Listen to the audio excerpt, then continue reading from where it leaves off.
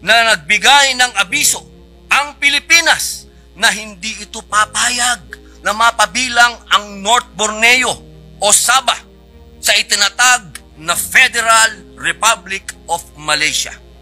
Nagkasundo noon ang mga pinuno ng Malaysia, Pilipinas at Indonesia na ayusin ang issue sa pamamagitan ng internasyonal na hukuman.